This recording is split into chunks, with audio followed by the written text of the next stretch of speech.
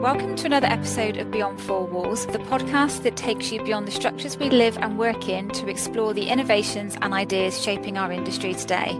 I'm your host, Jodie Fraser, and I'm thrilled to have you with us as we delve into the fascinating realm of commercial electrical and lighting solutions.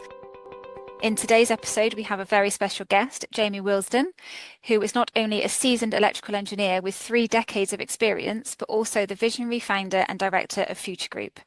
And since its inception in 2014, Jamie has guided Future Group from a single division into a powerhouse of 7 thriving businesses. And his pioneering work in the electric vehicle charging market and commitment to delivering high-quality, energy-efficient solutions have made Future Group a trusted name in the industry. Whether it's block lighting, fire safety, security, or decarbonisation, Jamie's expertise extends far and wide, making him a true leader in innovation. Welcome, Jamie. Thank you for being with me today.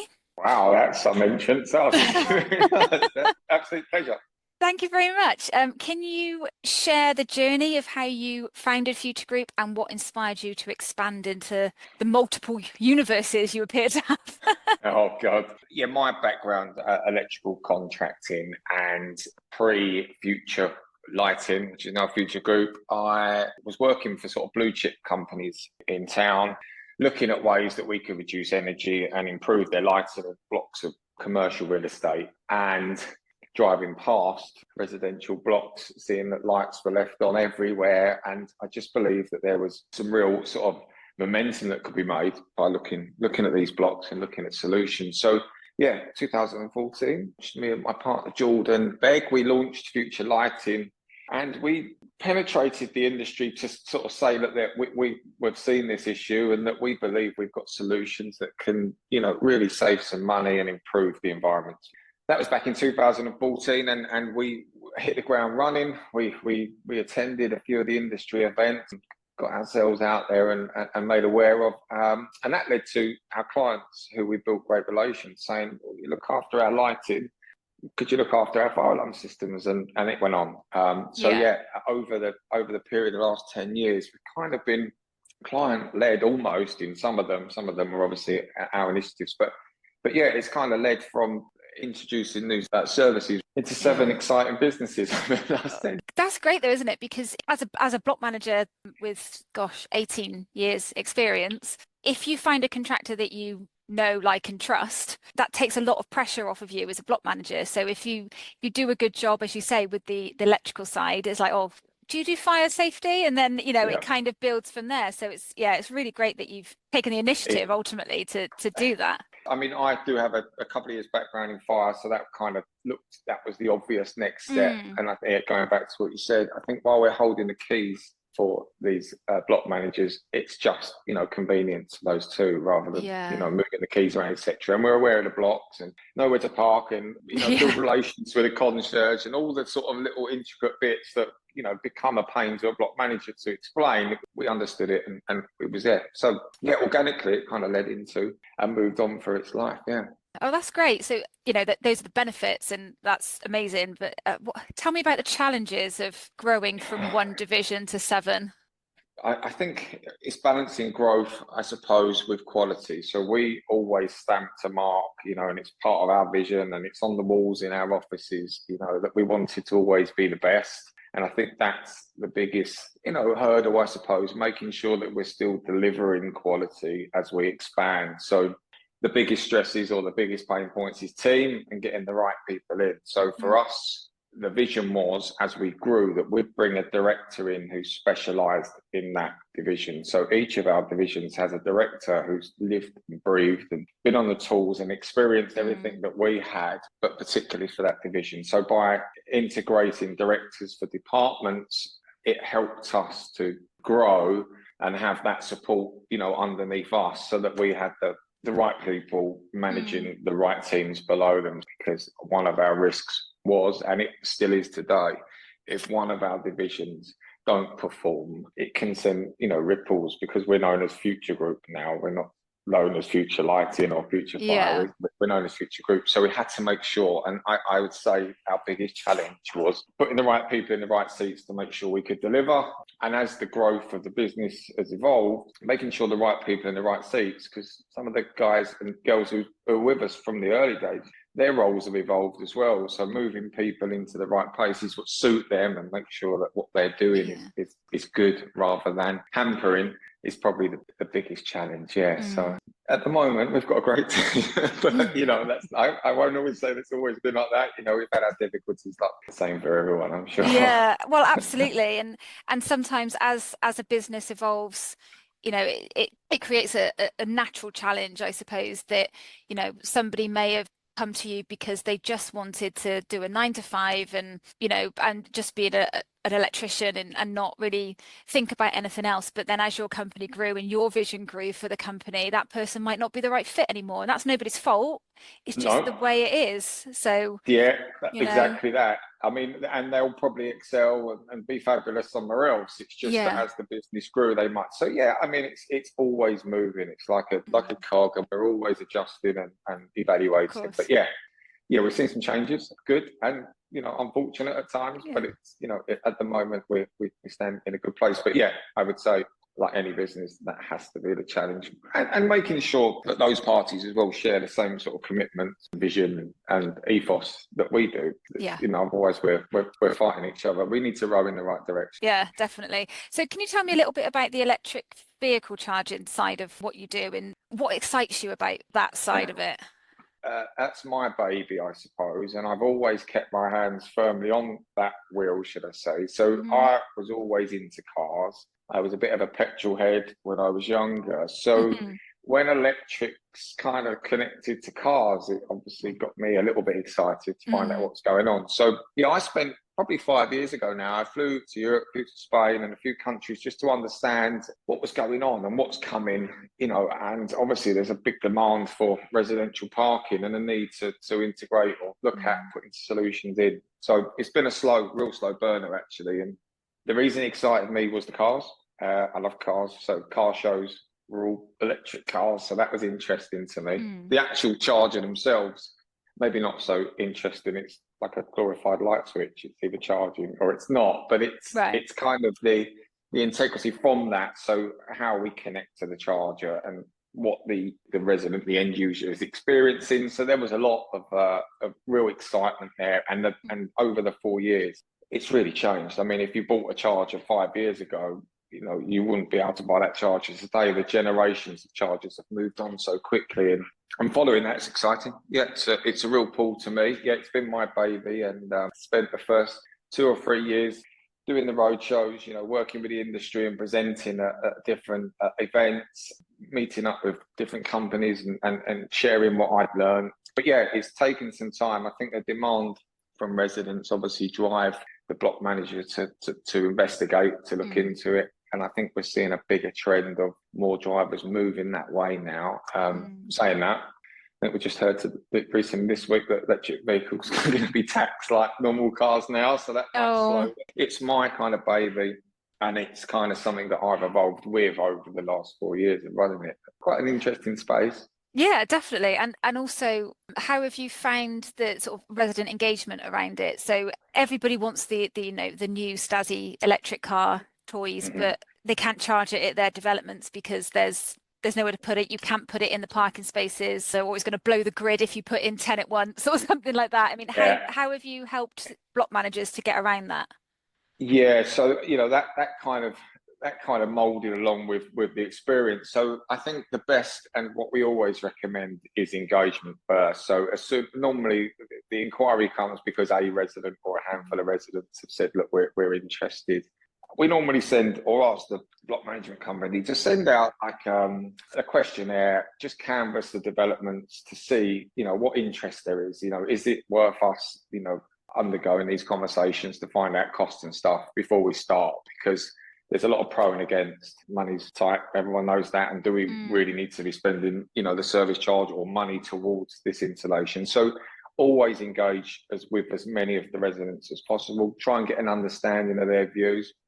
And then we do hold evening or daytime. Conferences online. I mean, Zoom's been fantastic for that. So, directors and interested parties all come to one session, because what typically happens is the same question is asked from all the residents. So the block manager is just a conduit of answering questions. So by getting together in one session, it kind of addresses all the initial concerns, and most people have the same. So questions are, is there enough power, obviously, in the building? Are we going to, as you say, blow the block up? We won't do that, but we need to make sure that there's enough power coming in, and if not, what's involved in bringing a dedicated supply. There's a lot of conversations around insurance and fire risk. There's a lot going on, and there's a lot of planning. I mean, most projects, can take 12 months from the initial conversation through to delivery. Some don't happen, but that is key, is to engage, communicate. There is just 0 point of us putting a proposal together without communicating. It's just, so there's lots of guidance now. It lacked that in the early days, so now there's some guidance from the root insurance body, who joined up with a fire professional to get an understanding on what we should do. So, which is great, because there's guidance that we're all working to, because at the start it was a bit of a mess, to be honest. People were going one way and others were going the other, and there was arguments. So now there's some sort of rows, I suppose, that we all have to be inside. But engagement's key. We must speak and chat and find out first before we move forward. And it saves a lot of time then as well, doesn't it? There's a lot of back and forth, and property managers don't have the time to keep coming back with, such and such had one question and such had another question, and then they've just got to keep doing that over and over again. The fact that you can, as you say, offer that conference or Zoom call or whatever, it just kills a lot of birds with that one stone, doesn't it? So, oh God. Yeah, I mean, in the early days, we got invited to car parks, and I sort of stand in a car park and say, look, it's another car park. It has absolutely no value, so let's not do that. Let's involve everyone, let's engage, let's find out everyone's views, and then we can build a system. But questions and where they can go is always a big point. Lots of blocks assume that they could go in the visitors. The lease probably says you can't allow residents or to use the visitor spaces there are for visitors. So if we introduce charges, then the residents parking in there. Now, where do my visitors park? There's all sorts of questions that we get asked over and over again. And these sessions just evaporate that and definitely assist the PM. And do you help the property manager along the way with if there are lease concerns, if you got the expertise to help them with that, or do you just point them in the right direction of where they can get that advice? So in the early days, we sort of lent on specialists to help us. We've learned a lot on the way, but we always would advise to review the lease, just to make sure that's part of that initial conversation, because that lease might outlaw any option of us doing it anyway initially. But so we have what we've learned over the 4 years that we can share, but we would always advise before we press the button. Just check legalities before you do anything. Before we go forward, for sure. In fact, anyone that's been instructed, we have found no real problems that we couldn't overcome. However, there's a lot where they have investigated and it's just got to die to death. So we assume that there's lease restraints that prevent. But it's definitely a key stage that they need to consider before moving forward. Tell me about your career as a whole. Like, how has your career evolved, if you like, from an electrical engineer to what you're doing now over the last 30 years? Is that right? God, read somewhere.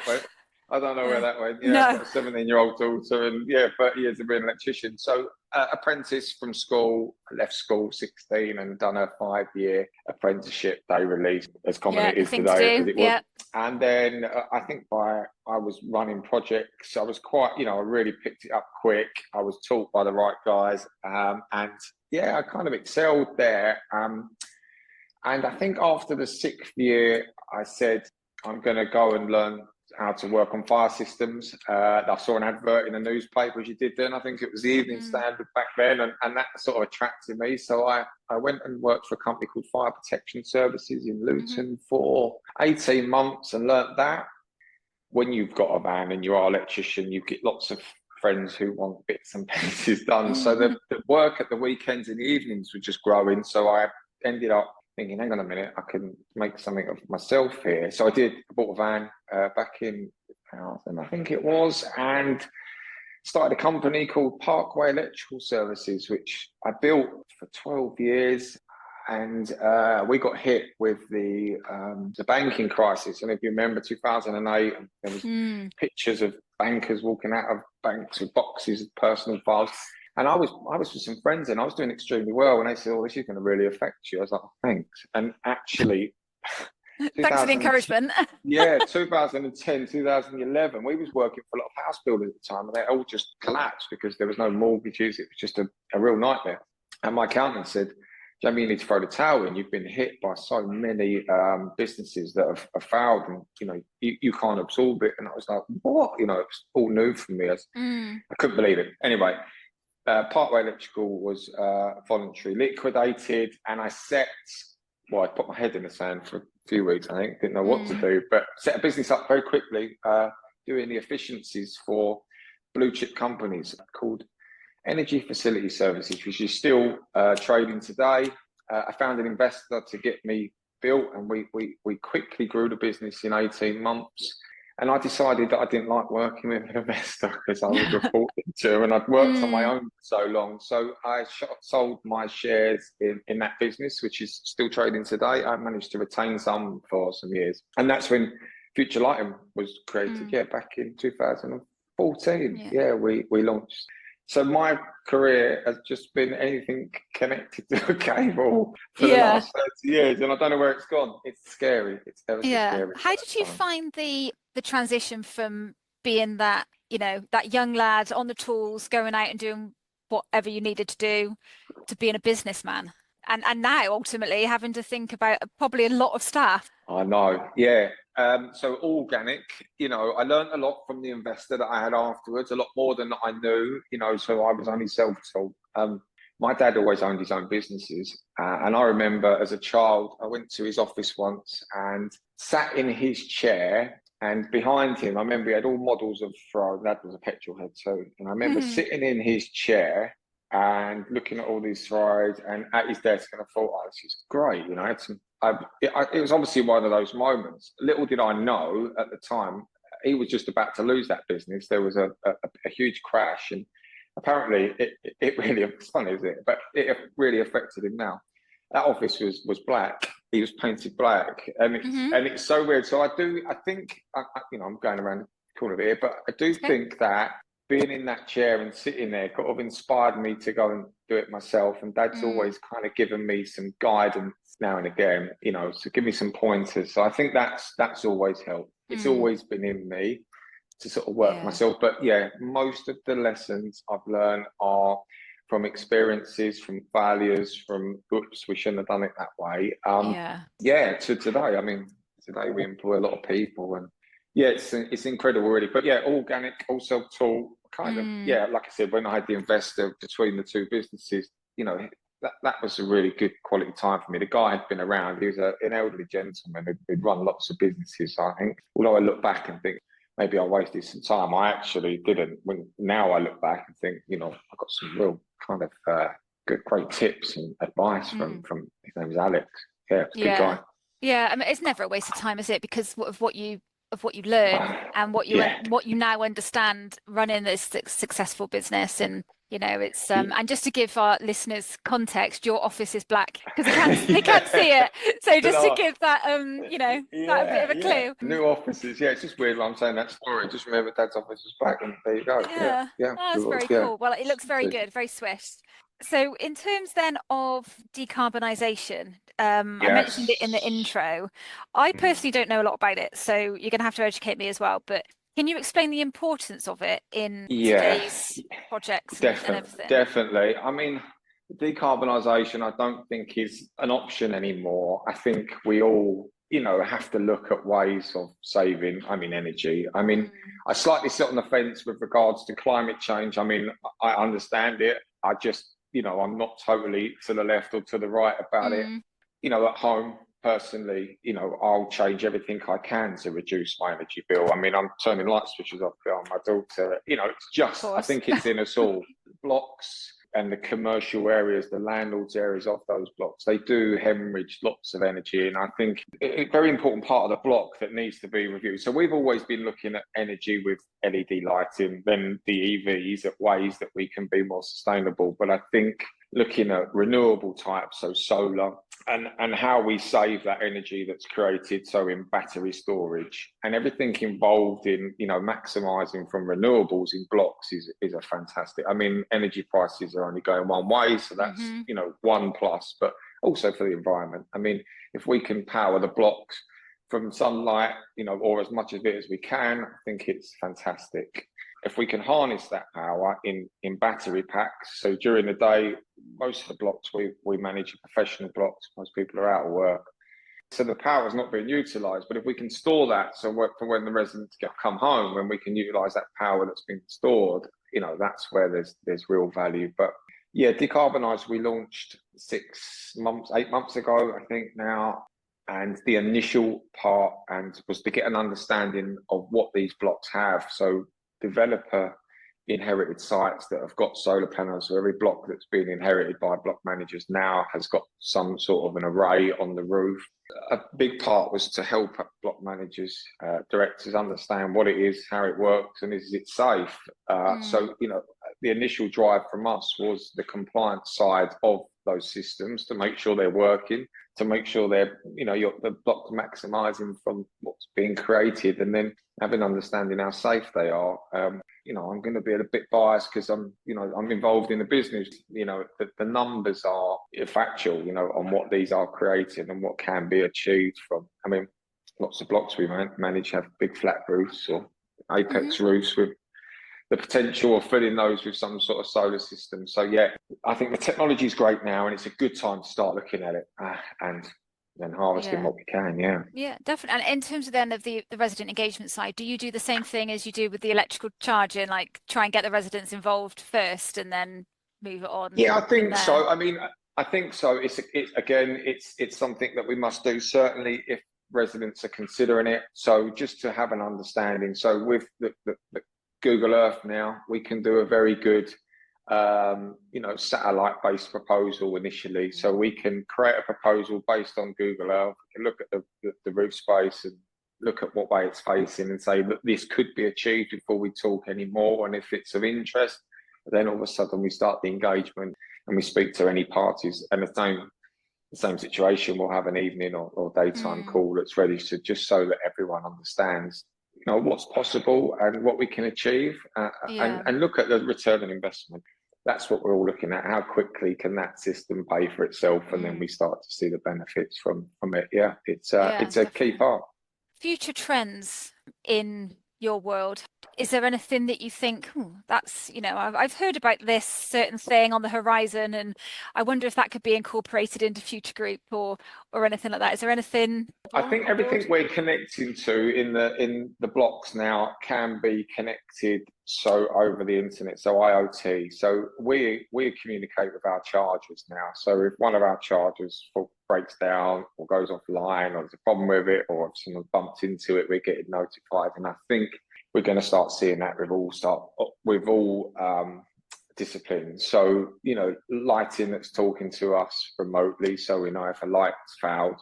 And what else that will allow us to do is the remote testing of lights and fire systems. Okay. So in blocks, there's a real cost in getting an electrician to a block monthly, and in some cases weekly, to carry out these weekly, monthly tests of emergency lighting, fire systems. So once we're connected, I mean, it's happening. I mean, it's happening at such a rate, it's not going to be long. I mean, we're seeing the light testing in commercial buildings already. So it's not going to be long. We're not far away. It's not a technology that no one knows about. It's just scaling it and costing it so that it's appropriate for residential blocks. But yeah, if we can test an emergency light remotely, or be informed that it's not working, or you run the discharge test remotely to save you paying for that electrician to get to site, finding out before the block manager does or before the block does, so that we can book that visit and to just reduce the cost.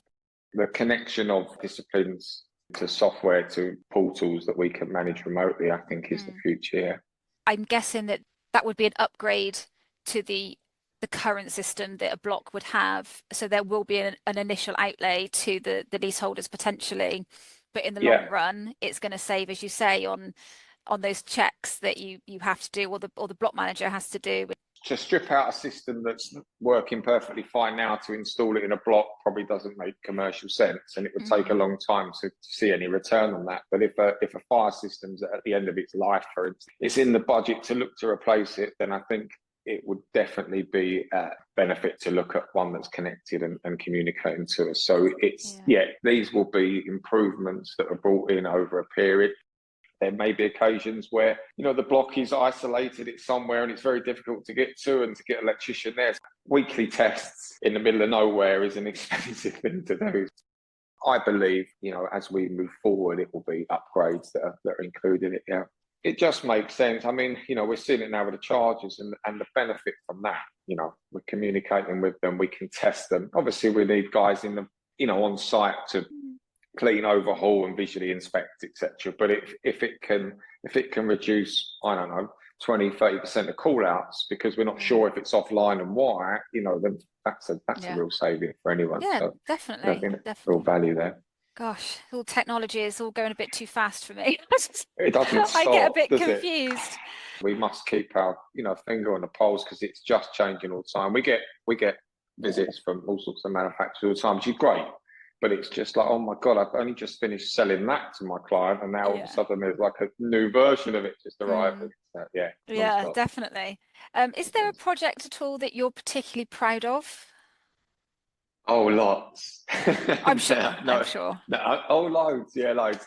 So lighting's aesthetic. So we've done lots of really high-end estate lighting, internal lighting schemes that are like, wow, from the difference between, I think one of the standout ones, landmark site, was Strata Tower in London, which is the building in Elephant Castle that has the 3 turbines on the roof that have never spun because there's been issues with them. But we illuminated all the turbines. So every time I'm in London, certainly at night, you don't normally miss me pointing out saying, oh, that was us. That was us. But I did that. Yeah. And EV charging, obviously, it's quite new, and it makes us really proud. When we've finished jobs, we've done some stunning blocks, some stunning developments, and put some installations in, and the feedback's been fantastic. So they're great. The other side, security cameras. Any sites that we've upped the security, fantastic. Yeah, there's a lot. And it hats off to the team. But yeah, I think for me personally, I was heavily involved in Strata Tower as well. So I suppose if there was one that sat on my shelf to say that's one I'm proud of, it would be Strata Tower. I talk a lot about mental health on LinkedIn and my podcast and all that kind of stuff. So, how important is it to integrate your mental health considerations into your workplace? Massive. And about time too. I mean, like I said, this is probably my 25th year of running businesses, and I'd say the last 2 years, we're actually putting our finger on it and seeing it. Where before I think it was a little bit brushed under the carpet. So I'm all for it. I mean, certainly for me, just how I look after myself now.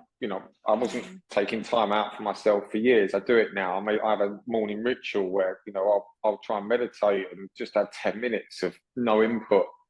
It's key for my staff. So we always have like a monthly checkup. The staff are always welcome to come to us, and we try to balance work life as best as we can. If someone's not feeling too great, we'll support them as best we can.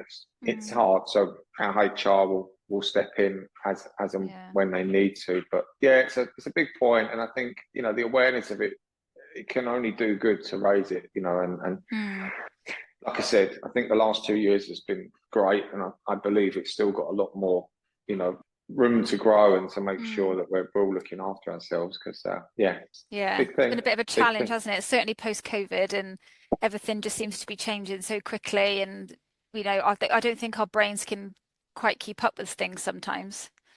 No, it's a weird time. Of late, I don't know. It's like buses not turning up, isn't it? When they don't, you moan. When they're there on time, it's fine. No one talks about it. But it just seems like it's been a bad after bad after bad for a while. And I think everyone's seen a little bit. The news isn't great, is it? With hounded with that, and it's just, it's a bit of a tough time for everyone, isn't it? But being aware of it and how you're feeling, how your feelings, and sharing it is key. We was, especially I think men even more so, we was like, oh no, we can't show that our weak side. We have to be ever so tough. But it's about time. It's about time. It certainly is. I think, is it the construction industry have the highest rate of male suicide? Yeah. So you everybody has to look after themselves and just know that they've got somewhere to go to talk and it's it's not a bad thing. It's No. you can still be manly and Of all of that stuff course. that you want to be, but you do have feelings too, and you can talk to people about it. Yeah, I had one of the team, he's had some problems indoors, and I said at our last AGM, my office door's always open. I'll always try to chat with her, and actually, the conversations that I'm having now, were different to what they used to be. They wouldn't have told me what they told me. So it's good. We're opening up, we're starting to talk, and I think it's key. I mean, just to have a chat with someone helps. They don't have to be don't have to be qualified. But just have a chat, get it off your system. So I think WhatsApp's good for that as well. I think men struggle to. It's actually in a podcast I listened to, Reddit. I don't know if Reddit is like, and for a guy on there, his photo's not there, his real name's not there, but he can say, I'm actually feeling like this, and then other people join and say, yeah, I do. And actually, great therapy. It's a great platform for people. Yeah. Just not sure of where to turn. So I know a local charity who does. Sorry to interrupt you there, Jamie. No. I know a local charity who does Walk and Talk Wednesdays, and a lot of men go to that because you're not looking at each other because you're walking side by side. Got your dog, and it's really picked up for them in the area. Yeah. So I think that's if you can get a Wednesday off, obviously. But of course. I mean, with men, it's always an excuse. Should we play golf? Should we go to the pub? Should we do this? It's never, should we sit on a sofa and just chat? There's men have got an excuse to do something. It's weird. We've just never done it. Do you want to come around and sit and talk? Like we'd never have said that. But, it's always and something. Shall we go and, but it's, I think we lacked it. But I think, it being more, out there and people sharing it's good to talk. I think, it can only be a good thing. So I'm guessing a lot of your engineers are male, but they probably also work alone quite often. How do you deal with lone working side of it? Have they ever had any problems when they've been out and about? Nothing that they would say to me directly as an issue, but like I said, we have engineers meetings, and we have monthly engineers meetings per department. We have 7 or 8 apprentices, so we try to move those guys around with the engineers so they're not on their own all the time. We're connected, but again, we always sort of debrief engineers and are always asking if everything's okay. Again, it's getting the guys to open up, but I suppose you're not doing it's not like you're doing a job where people are likely to come up and have a go at you like a parking warden or something like that. You're doing something to fix a problem, so it's very unlikely someone's going to come up and start being abusive to you like they would a property manager or something like that. But I just wondered if you guys had any issues. We're normally praised because the fire alarm's been sounding or the lights haven't been working or something's being Thank you fixed. so much. We're normally on the other side of that. But we're always do welfare checks. So, our HR department will reach out. There's a room there. We're all quite close in group chats. And so, we are quite connected. I'd hope that they're not hiding nothing, and I hope that we provide the sort of facility here for people to open up if they need to. And that they're physically safe as well, obviously, with them going out on their own. So say there was a young 16-year-old who decided that I want to be the next Jamie. What advice would you give them?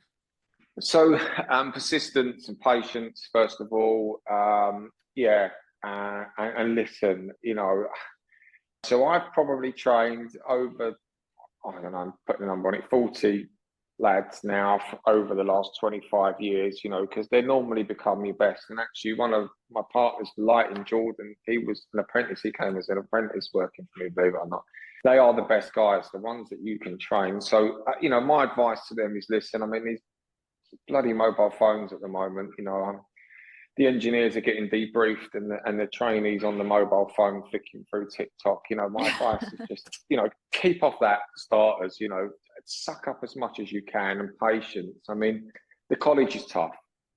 That once you get to work from school, if you're not that academic and you're hungry to get out in a van and be an engineer, going back to college one day a week can be, tough, because you enjoy being at work now away from school. But that's so important. It's so key. I drum it into them as many times as I can. The quicker you can get that done, the quicker you qualify, and the quicker you can get out and start earning some real money. But yeah, I think patience. Yeah, and just, you've got one mouth and two ears for a reason. Just listen to what's being said, and watch and be interested. Biggest lessons that you've learned along your way? Biggest lessons, I've learned loads. We've made mistakes, and I think my biggest lesson was just not to sort of dwell on that for too long. Times I've thought it's the end of the world, and actually it's not. And be persistent. Like the advice I'd give to any young trainee, it's the same to any business owner, I suppose. Nothing's going to happen overnight. And if you think you're going to, run before you've learned to walk, it's a bad move. I think organic growth is good. You see these wonderful stories. Oh, I turned this into a 50 million company overnight and stuff. They're just the Hollywood light. That's not the reality in most cases. It happens, obviously, but I think persistence and sticking to your your ethos. If ours was, we wanted to be the best and we wanted to take the pain away from block managers, so we stick and stay on that path all the time and don't divert. I think if you're good, there's times where your model, what you're offering doesn't fit. Well, then it doesn't fit. There's no point trying to put that round peg, in square holes. They say just stick within your rails, deliver what you say you're going to deliver, and be persistent and patient. But yeah, lessons are good. You do have disasters every now and again. I think, just don't dwell. Pick yourself up. Your failures are you just learn from them. If you don't try, you've just got to keep going, haven't you? Correct, exactly that. I think you keep going. I mean, we all get sort of kicked down, and we all feel sorry for ourselves. That's being human, but just dust yourself off and get back up as quick as you can, because I think that's the end. It's definitely not. So I ask all of my guests this question: common misconceptions of block management, common misconceptions of the industry as a whole, or about what you do. Yeah, common misconceptions. I think everyone thinks that we electricians are millionaires. They're not. That's one thing. Misconceptions of the industry. I think we never always get it right on occasions. For us, it's trial and error on, lots of occasions. So we're working hard to find that solution. And on occasions, for instance, a repair, we believe we fixed it, and it's not a trick of the trade. It's just, unless the fault's there and it's obvious, sometimes it's hard to find. So there's no sort of secrets in electric. We're just going through that process of trial and error. That's always been a problem for us, trying to explain that. But no, I don't think there's much. I mean, we try and be as transparent as we can. There's not much there, but as you know, getting an electrician in a van parked in the centre of London and the congestion charge and stuff, it's just so expensive, and we're not fat cat profiteering companies, and I'm sure I echo that for most people in the same sector. We're just, we're running at a rate that we can afford to make sure everything works and we can provide the service. I think a lot of people think that of block managers as well, that we're all driving around in Ferraris, but my partner is a block manager, and so I see that side. She goes to evenings, and I think the best thing they can do is to explain what's left and what they're working with. Because I don't know. I mean, some of these residents want the blood from them. It's a very tough industry, I'm sure. I mean, I just see it kind of secondhand, and that's why we do what we can to try and make their day. But we understand. Yeah, trying to make it a bit easier on us. That's nice of you to do. Thank you. So tell me what Future Group do to contribute to the local community. We sponsor a local football team, a youngsters football team, under 8s football team, which is good. Louis, one of our directors, has just finished an Ironman, and we're always sort of looking at sponsorship opportunities. So Future Group, our sort of charity partner, is Teens Unite, and it has been for some years now. So if any of us are doing anything in the business that we can support them, we will. And then obviously the individuals who work here have their own charities that they work for. But yeah, we're a member of a local business consortium, which is great. So before I let you go, how can people find you if they wish to do so? If they wish to do so. If they wish to do so, which I'm sure everybody will now. The website is probably the best place to go, and all our team's details are on there, so you'll get me. So www.future-group.uk. Perfect. Well, thank you so much for your time. Is there anything you want to add before I let you go? No, I really appreciate you inviting me on the show. It's been a real pleasure, and thank you for your time. And yeah, it's great. Thank you so much. No problem at all. Take care. Bye-bye. Thank you so much for taking the time to listen to my latest podcast. You can find me on LinkedIn and Instagram. The links are in the show notes. Or you can contact me on jodie@jodiefraser.com. For more content and updates, don't forget to subscribe to this podcast on your favourite platforms. Thank you once again for listening. Until next time, take care.